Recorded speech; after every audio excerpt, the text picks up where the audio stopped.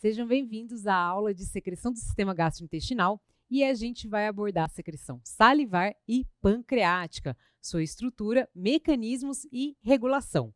Pessoal, a secreção salivar, ela é responsável pela digestão inicial do nosso alimento, tanto de amido quanto de lipídios, através de amilase e lipase, que são as enzimas respectivas. E também é importante para a gente diluir esse alimento inicial e fazer o tamponamento, lubrificar. Então, a gente entende, né, que, por exemplo, você vai engolir um alimento seco. Se você engolir ele seco, ele vai entalar. Logo, a saliva faz essa lubrificação. E existe uma ação antibacteriana através da presença da lisozima. Quem são as glândulas salivares?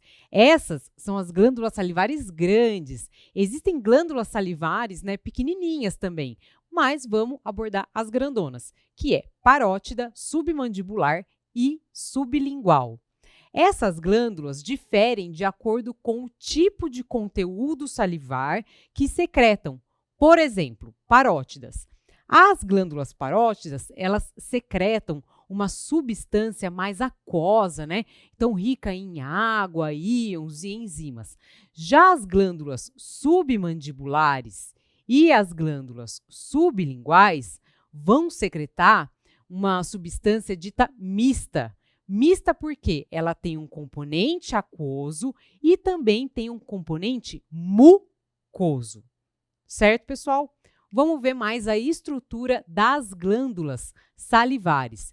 A glândula salivar é dita como uma glândula túbulo alveolar. Então, eu tenho alvéolo, né, que eu também posso chamar de ácino, e tenho túbulo, uma parte tubular, que também posso chamar de ducto, ok?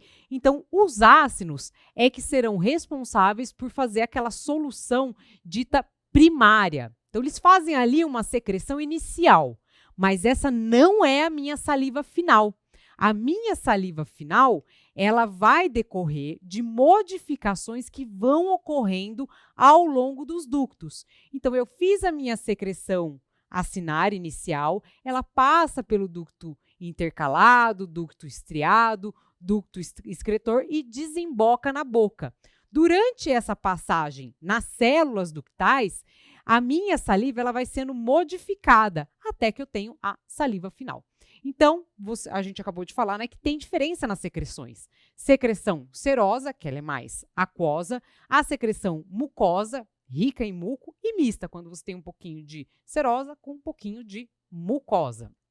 Como que a gente faz para ver um zoom, né, nessa nossa glândula? Vamos lá. Zoom na glândula, o que nós temos? Essa parte alveolar, ok? Então, tem uma parte alveolar, a parte do ácino, em que se tem a célula serosa e a célula mucosa. A célula serosa vai fazer o componente seroso, o componente aquoso, rico em água, íons, enzimas. E a sua célula mucosa, o muco. Ok, então a célula serosa, né, que vai fazer responsável por fazer aquela saliva mesmo, né, inicial, a secreção primária, ela vai passando essa secreção primária pelos ductos, as células ductais, olha lá, ducto intercalado e um ducto secretório, certo? Aí depois isso desemboca lá na minha boca. Qual é a composição da sua saliva final? A saliva final, ela tem uma baixa osmolaridade, é hipotônica, alcalina e tem as enzimas, lipase, amilase, ok? Uma vez que você faz a sua saliva inicial, tá? Então, a minha saliva inicial, feita ali pelas minhas células serosas, eu vou chamar de secreção primária. Essa secreção primária, ela é muito semelhante ao plasma. Então, quando eu vejo o conteúdo iônico e a tonicidade, eu tenho um conteúdo iônico similar ao plasma e uma solução isotônica.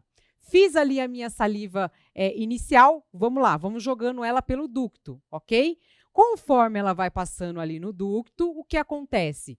Absorve sódio, absorve cloreto e eu jogo potássio e bicarbonato. Por isso que você entende que no final ela fica alcalina. Estamos jogando bicarbonato, entende? Além disso, se entende também o porquê que você acaba diminuindo a osmolaridade. Nós sabemos que a osmolaridade está ligada ao sódio. Gente, você tirou sódio, então baixou a osmolaridade. Vamos ver como que ocorre mais num zoom, lá na célula ductal, esses transportes, ok? Então, nas células ductais, eu vou ter as modificações da minha saliva inicial para ter a saliva final. Essas modificações vão visar a absorção de sódio e cloreto e a secreção de potássio e bicarbonato. Além disso, eu falei para vocês, eu estou tirando sódio, vou diminuir a osmolaridade. Tem uma coisa interessante que é a impermeabilidade relativa da membrana da célula ductal à água. Por quê? Porque eu falei para vocês que a saliva final, ela é hipotônica, certo? Mas, se eu estou tirando sódio, concorda que essa água ela tem que ir junto, né? Por que você fica com conteúdo hipotônico? Eu tiro o sódio ele continua no lúmen, entendeu? Para gerar essa solução hipotônica, justamente por conta dessa impermeabilidade relativa à água. Ou seja, passa o soluto, o sódio, mas não passa a água. Por isso eu consigo ter essa minha solução hipotônica. Aí, só para mostrar a figura para vocês, eu tenho aqui a membrana, Aqui é a corrente sanguínea, tá, pessoal?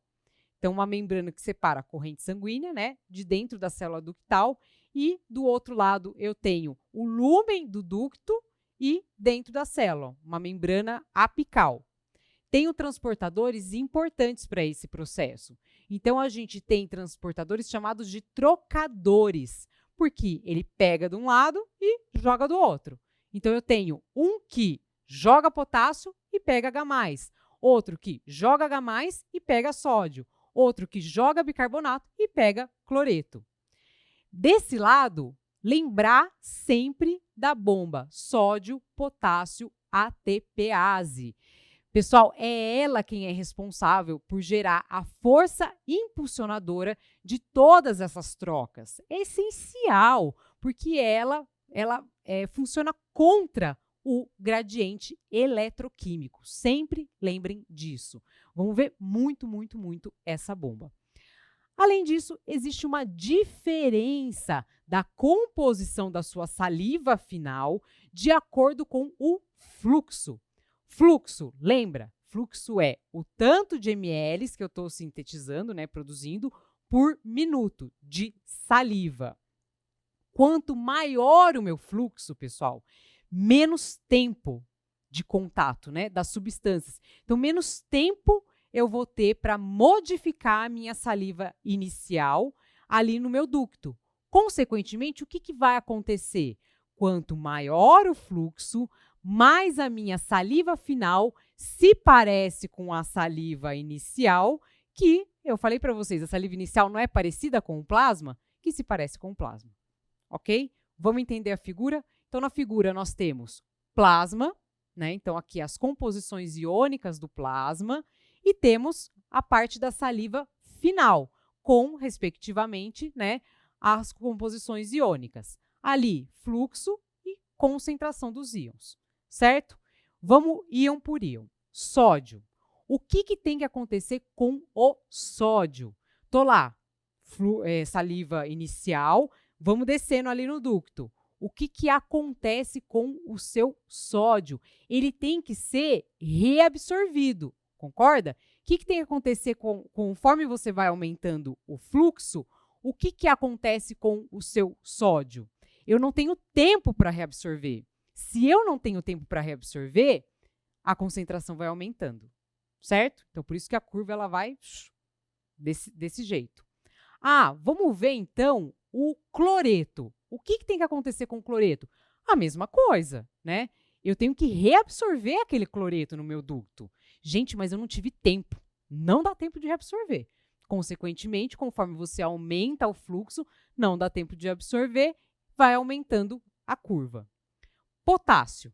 O potássio, ele é entregue, ali no ducto. Então, vocês vejam que o potássio, ele é mais, você não vê uma curva tão diferente. Mas, realmente, se você for comparar lá lá perto do 0 com o 4, a curva realmente ela diminui. Então, o potássio ele não tem tempo para ser secretado. Então, a concentração dele diminui. O único que foge a essa regra é o bicarbonato. Quem é que dita a secreção do bicarbonato? O estímulo do fluxo, o estímulo parasimpático, tá certo? Então, quanto mais eu estimulo o meu fluxo, ou seja, uma estimulação parasimpática, por exemplo, maior a concentração de bicarbonato. Então, você vê que o bicarbonato ele vai aumentando, e não era para ser assim. Era para ser ao contrário, se a gente levasse em consideração essa teoria do tempo de contato, tá? Então, lembrem que o bicarbonato, ele vai ser uma exceção. Com relação à regulação da nossa secreção salivar, um adendo, tá, pessoal? Se vocês viram a aula de gástrico, vocês viram que tem lá gastrina, né? Por exemplo, biliar, nós temos colecistoquinina. Lembrar dessas coisas, são hormônios. Aqui, o que nós teremos? Não existe essa coisa de hormônio regulando fluxo secreção salivar. O que existe é o sistema nervoso autônomo. Ponto. Eu não tenho nenhum hormônio participando da minha regulação. Eu tenho que o simpático e o parasimpático, ambos são estimuladores, tá, da secreção salivar. Mas, entre eles, o parasimpático é muito mais importante. De longe, tá, pessoal? Então, ambos estimulam, mas o parasimpático é, de longe, o mais importante. E na regulação da secreção salivar, eu não tenho a participação hormonal, diferente de outras secreções, quando vocês vão ver as aulas, ok? Secreção pancreática. A secreção pancreática, ela vai cair ali no lúmen do duodeno. É uma secreção rica em enzimas, porque afinal de contas a gente precisa continuar fazendo a digestão e ela tem que neutralizar aquele H+ que veio lá do estômago, tá? Então eu tenho que tamponar aquilo. Por isso que ela é rica em bicarbonato. Quem são as enzimas pancreáticas, né? São muitas. Então, quando eu vou para o grupo dos carboidratos, eu tenho a amilase. As proteínas, quais são as proteases pancreáticas? Tripsina, quimiotripsina, carboxipeptidase, elastase. E os lipídios, quem são as enzimas? Lipase, fosfolipase e a hidrolase do éster de colesterol. É bastante coisa, mas são todas essas as enzimas pancreáticas. A estrutura do pâncreas, ela não foge muito, né, quando a gente vai ver o pâncreas exócrino, da glândula salivar. Também é considerado uma glândula ali túbulo alveolar. A gente tem o pâncreas exócrino, tá? Que é onde eu tenho as células acinares e as células ductais, assim como na glândula salivar, e eu tenho uma parte que é o pâncreas endócrino, onde vai ocorrer a síntese de insulina, glucagon. Pâncreas endócrino, esquece para nossa aula, não vamos abordar. O que nós vamos abordar é o pâncreas exócrino, ok? Existe uma diferença em quem manda nos fluidos, do ácino, né, secretado pelos ácinos, e o secretado pelo ducto. A colecistoquinina, ela estimula a secreção do fluido acinar. Já a secretina, ela estimula o fluido ductal. Existe essa diferença. E no pâncreas também tem alguma relação de fluxo versus composição, assim como no salivar, na secreção salivar. Então, é constante na secreção pancreática, independente do fluxo, a composição de sódio e potássio, ok? Mas vai variar cloreto e bicarbonato. Quanto maior o meu fluxo, pessoal, maior é o meu bicarbonato no fluido. Quanto menor o meu fluxo, menor o bicarbonato no meu fluido. Agora, se eu tiver um fluxo alto, o que acontece com o meu cloreto? O cloreto diminui, tá? Porque vocês lembram que o bicarbonato ele é secretado e o cloreto ele vai ser reabsorvido, ok? Fica mais fácil para poder entender. Agora vamos ver o transporte iônico, como que ele acontece. Temos aqui então ácino, essa bola aqui, né? É o nosso ácino. E os ductos. Então, o seu ácido, ele vai fazer a mesma coisa, gente, secreção primária. A secreção primária, ó, tudo aqui, sódio, potássio, bicarbonato, cloreto, tá? Você tem aqui a sua secreção primária. Quem é que estimula essa secreção acinar? Acabamos de ver, a colecistoquinina, tá? Depois ela vai descendo, descendo, descendo, e o que acontece? Ela vai reabsorver cloreto e vai ganhar bicarbonato, tá certo? Então, ó, ganhou bicarbonato, reabsorveu o cloreto. Quem é que estimula essa parte? A secretina. Show? Deu para entender. Existe um mecanismo de feedback muito interessante, de acordo com o pH do duodeno. Diminua o pH no duodeno, né? Então, tá ácido. O que você vai ter que fazer? Esse pH ácido, ele estimula as células S, que são as células responsáveis pela secretina. As células S liberam essa secretina. O que a secretina faz? Acabei de falar. Ela estimula o fluido ductal. Então, ela vai estimular ali a secreção ductal. Estimulou a secreção ductal, nós vimos o que acontece? A entrega do bicarbonato, a secreção do bicarbonato, justamente para eu tamponar aquele pH, aquela diminuição no meu pH. Então, você vê, né? É uma coisa muito inteligente, o nosso mecanismo de feedback.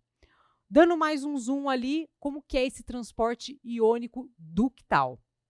Nós temos alguns transportadores importantes, mas calma aí. Antes, um pouquinho antes, quem é que estimula essa célula ductal? Secretina. Show? Para a gente poder ter as modificações ali no nosso ducto. Secretina estimulou, aumenta a AMP cíclico. O aumento do AMP cíclico faz o quê? Abre ali, ó, o regulador da condutância transmembrana na fibrose cística, também chamado de CFTR.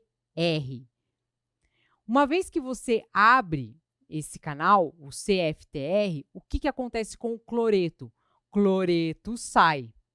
Essa saída do cloreto, esse cloreto que saiu, ele serve de substrato para outra bomba ali logo em cima, que é uma bomba trocadora. Ela pega cloreto e joga bicarbonato. Então, ela vai pegar aquele cloreto que saiu do CFTR e vai jogar o bicarbonato no lúmen. Show? Agora, vamos lá para o bicarbonato. De onde que veio esse bicarbonato que saiu?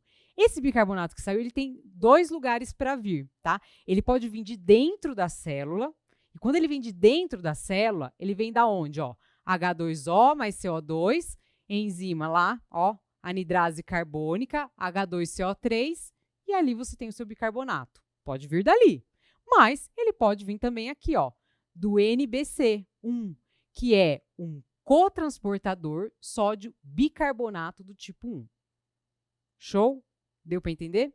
E aí existe um último que eu queria mostrar para vocês, que é o trocador antiporte sódio e hidrogênio do tipo 1. Para que serve isso daqui? Isso daqui serve como uma limpeza, uma reciclagem de H+. Porque notem, pessoal, eu estou a todo momento mexendo com H+. O que acontece com o pH da célula? Você tem que manter esse pH, pessoal, na homeostase. Esse pH, ele não pode ser nocivo para a célula. É por isso que existe a necessidade de alguém sempre estar lá responsável por essa reciclagem, essa limpeza. E aí a gente tem a importância do NHE-1, ok? Beleza, quem faz a regulação da secreção pancreática? Vai aumentar a secreção pancreática, nós vimos a secretina, a colecistoquinina e o parasimpático. Todos esses estimulam a secreção pancreática. Então, foram pontos importantes da aula, pessoal, abordar a secreção salivar e pancreática com relação à estrutura, mecanismos e regulação. Essas foram as referências utilizadas e até a próxima aula.